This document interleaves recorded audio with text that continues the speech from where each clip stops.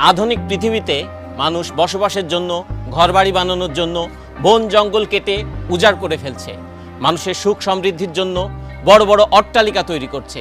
কিন্তু আজ আমরা আপনাদেরকে এমন একজন আজব মানুষের সঙ্গে পরিচয় করাবো যে এই মডার্ন যুগে এসেও তার সুখ সমৃদ্ধি, আত্মীয় স্বজন পরিজন সব কিছু ত্যাগ করে এই বনবাসে এসছেন। চলুন আজকে আমরা কথা বলবো মিস্টার মিজানের সঙ্গে, যার সংসার ভালো লাগে না। এখন আমরা কথা বলবো মিস্টার মিজানের সঙ্গে। আচ্ছা মিস্টার মিজান, আপনার সংসার ভালো লাগে না, এই যে আপনি আপনার বাবা মা স্ত্রী আত্মীয় পরিজন ছেড়ে এখানে বসবাস করছেন, কেন? মিজান সাহেব বলুন, কেন আপনার সংসার করতে ভালো লাগতেছে না? আমার খুব জানতে ইচ্ছে করতেছে। আমি তোর বাবা, আমিও জানতে চাই কেন তোর সংসার ভালো লাগে না। আমাদের একটু বল বাবা। আমারও জানতে ইচ্ছে করছে, কি দোষ করেছি আমি? কি আমার অপরাধ? তুমি কেন আমার সাথে সংসার করতে চাচ্ছ না? নিজাম ভাই, আয় না গরিব মানুষ, হাঁটে হুঁশে নাই, ইল্লা বলে সংসার চালাইতে পারি না। সংসারের জ্বালায় এই ভূত সাজি মানুষের ডর দেয়, এটাই হুঁশা লুজে। কিন্তু আর তো ভাইয়া আর কিছু আছে, তারপরেও আর নেই কিল্লা এই সংসার বিভাগী হয়ে গেল। কিল্লায় সংসার সারি দিয়ে এই জায়গায় চলে এলেন, কিল্লায় আর সংসার ভালো লাগে। মিজান ভাই, আমরা এখন লাইভে আছি, সারা বাংলাদেশের মানুষ আপনাকে দেখছে, আপনার কথা শুনছে। আপনি বলুন, সংসার আপনার কেন ভালো লাগে না?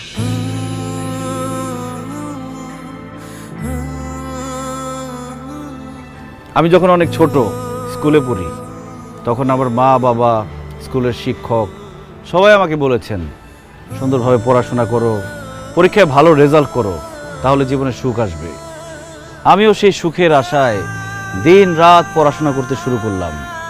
পরীক্ষা দিলাম, ভালো রেজাল্ট করলাম, পড়াশোনা শেষ করলাম, কিন্তু সুখ পেলাম না। বরং চাকরি নামের একটা দুশ্চিন্তা আমার জীবনে চলে আসলো।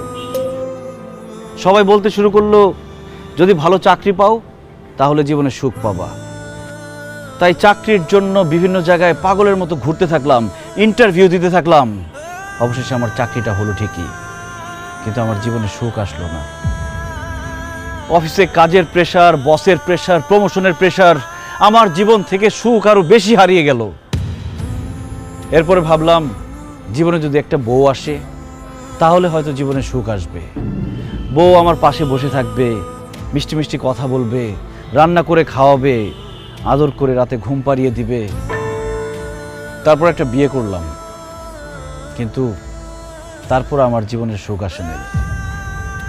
অফিসের প্রেশারের সাথে আমার জীবনে আরেকটা প্রেশার যোগ হইল, সেটার নাম হচ্ছে বউয়ের প্রেশার। কাজের জন্য অফিসে বেশি সময় দিলে বউকে সময় দিতে পারি না, বউকে বেশি সময় দিলে অফিসে সময় দিতে পারি না, বউকে বেশি সময় দিলে অফিসে বসের ঝাড়ি খেতে হয়, অফিসে বেশি সময় দিলে বউর গোমরা মুখ দেখতে হয়। তারপর আজকে এটা লাগবে, কালকে সেটা লাগবে, পরশু ওইটা লাগবে। যখন যা চায় সেটা এনে দিলে সংসারে শান্তি, না এনে দিলে অশান্তি। বউয়ের সাথে ভালো মতো কথা বললে বাবা মা রেগে যায়, বাবা মাকে বেশি সময় দিলে, ভালো করে কথা বললে বউ অভিমান করে। শ্বশুর শাশুড়ির সেবা করলে বাবা মা রেগে যায়, আবার বাবা মার সেবা করলে শ্বশুর শাশুড়ি রেগে যায়।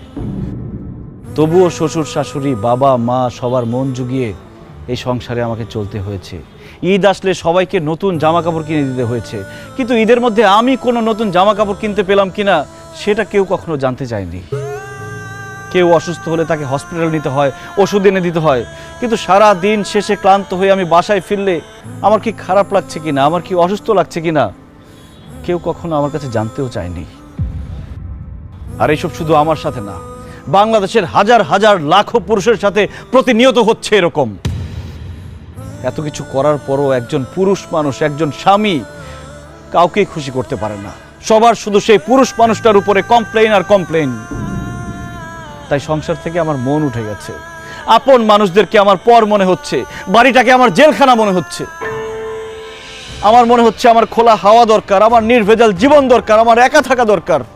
তাই আমি বাড়ি ছেড়ে, সবাইকে ছেড়ে এখানে এসে থাকার চিন্তা ভাবনা করেছি।